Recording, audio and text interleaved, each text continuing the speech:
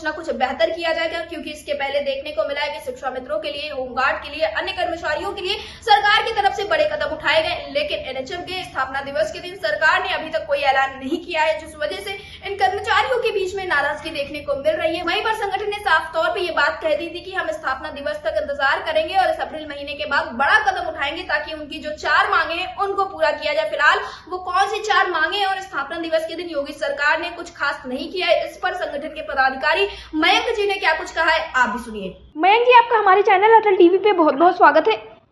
धन्यवाद।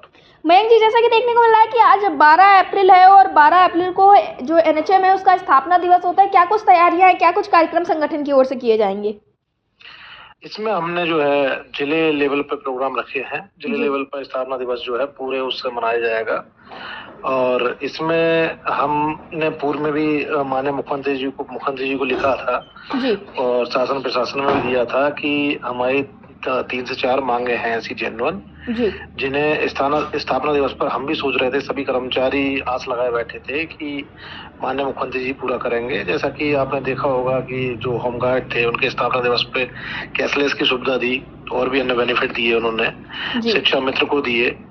इसी तरह हम चाह रहे थे कि एक कैशलेस योजना जो है वो हमें भी दी जाए और स्वास्थ्य कर्मियों को भी, क्योंकि स्वास्थ्य कर्मी सबसे ज्यादा उसमें रहते हैं, इन्फेक्शन के दायरे में रहते हैं, तो स्वास्थ्य कर्मियों को सबसे पहले मिलनी चाहिए थी। लेकिन अब स्थापना दिवस पर हम आस लगाए बैठे थे, मिलनी चाहिए थी। और एक हमारा वेतन विसंगति जो चल रहा है वो था मुद्दा जेन्युइन। तीसरा मुद्दा हमारा जो आउटसोर्स एमसीटीएस है उनका समायोजन इसमें HIMS एमसीटीएस जो है ऑपरेटर, जो आधे जिलों में हो चुका है, आधे जिले रह गए हैं। और चौथा लास्ट हमारा था रिक्त ट्रांसफर पॉलिसी। ये पॉलिसी आ जाती रिक्त की, तो ये चारों चीजों पर हम लगे हुए थे भाई कि ये हो जाए 12 अप्रैल तक, स्थापना दिवस तक।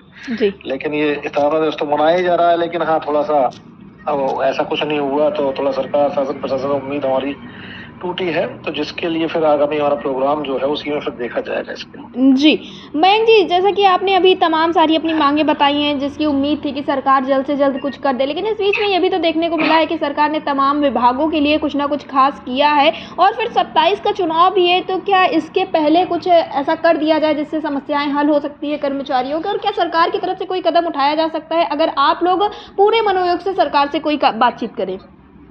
नहीं, बस यही था कि हमें सरकार ने पूर्व में जो अधिकार दिलावली की थी तो उसी पे एक हम उम्मीद लगाए बैठे थे। जैसा उन्होंने बोला था माननीय राजनाथ जी ने कि भाई सरकार की नियत होनी चाहिए परमानेंट करने की, सरकार के पास कुबेर का खजाना होता है, हमारी सरकार आएगी तो हम नियमित करेंगे। तो उसी उम्मीद पर अभी तक हम चलते आ रहे थे, सरकार के साथ में थे और अभी हम स्थापना दिवस तक पूरी तरह पूरे मनोयोग से सरकार के साथ में थे। कुछ ऐसा नहीं चाह रहे थे हम करना जिससे कि सरकार की छवि धूमिल हो, लेकिन अब जो है जब हमें ऐसे खाली हाथ बैठना पड़ेगा, हमारी इस तरह सरकार अनदेखी करेगी, तो फिर हमें प्रोग्राम वो अपना करना ही पड़ेगा जिसका हमने प्लान कर रखा है। अभी 1-2 महीने बाद हमें फिर एक आर पार की लड़ाई हम करेंगे उसमें, और हमारी जो 4 मांगे आपको बताई है हमने, इन 4 मांगों को मिलने के बाद ही हट पाएंगे हम, उससे पहले हटेंगे नहीं। जी, यानी कि ये कहा जाए मयंक जी कि अब आज स्थापना दिवस हो जाएगा, उसके बाद अभी तक सरकार ने कुछ नहीं किया और अगर नहीं करती है तो आगे चलकर आप लोग फिर कार्यक्रम करने के लिए बाध्य होंगे, क्योंकि आपके द्वारा भी बताया गया था बस अप्रैल तक ही इंतजार किया जाएगा। जी, अप्रैल लास्ट तक हम इंतजार कर रहे हैं। अप्रैल लास्ट के बाद में हमारी प्लानिंग शुरू हो जाएगी और प्लानिंग शुरू होने के बाद में फिर हमारे जो मुद्दे आपको 3-4 मुद्दे बताए हैं हमने, इसमें इन मुद्दों पर फिर आखिरी सांस तक फिर लड़ा जाएगा उसमें, क्योंकि ये अनदेखी जो है ना अब बर्दाश्त नहीं की जाएगी। अब तक हम सोच रहे थे कि सरकार अपने आप सोचे और हमारे अनुरोध पर ध्यान दे और करे, लेकिन अगर सरकार नहीं हमें हमारा इग्नोर कर रही है, हमें एनएचएम कर्मचारियों को नहीं देख रहे, नहीं कुछ कर पा रहे, तो फिर हमें फिर लेना पड़ेगा, लड़के लेना पड़ेगा। जी, मयंक जी, अटल टीवी से जुड़ने के लिए बहुत बहुत धन्यवाद। वेलकम।